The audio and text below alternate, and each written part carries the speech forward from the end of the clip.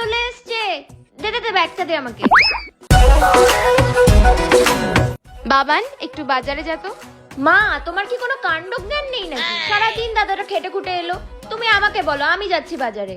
মা দাদাকে চিড়ের পোলাওটা দিয়েছো? না রে, তোমাকে বলেছিলাম ও এলে গরম করে দিতে, তুমি না কোনো কাজের নয়। এনে দাদা আমি বানিয়েছি। সব ঠিক আছে তো? কিছু লাগবে? ঝাল হয়েছে? জল খাবি? বাবান তোর পকেটে দেশলাই কেন রে? মা ওটা ওর না, ওটা ওই শয়তান দীপদাটার। তুমি না ওকে দীপদার সাথে মিশতে বারণ করবে তো।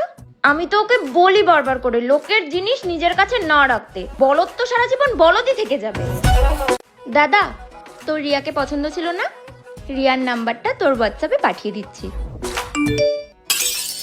আরে এটা মাকে বাবা গিফট করেছিল। কি ভাঙলো রে? পালা ভাঙেনি, সব কিছু ভেঙে ফেল আমার হতচ্ছাড়া মেয়ে একটা।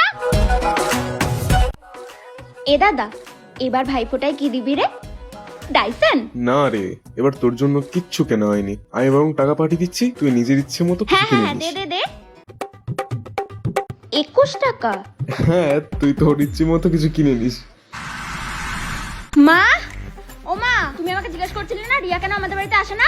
তোমার ছেলের জন্য আসে না। ও আসলে তোমার ছেলে হা করে তাকিয়ে থাকে, যেন কোনো মেয়ে দেখে। আর সেদিন কই থালাটা আমি ভাঙিনি, তুমি তো আমাকে মারলে, আমি তো ওকে বাঁচাচ্ছিলাম, ও ভেঙেছিল তোমার ছেলে।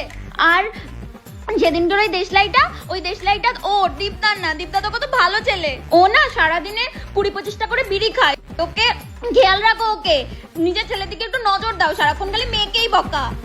বাবান কি বলছো এগুলো? বোঝ এবার 21 টাকা দেওয়া ভাইফোঁটায়, দক্ষিণা দিতে এসছে যেন। খা এবার মার।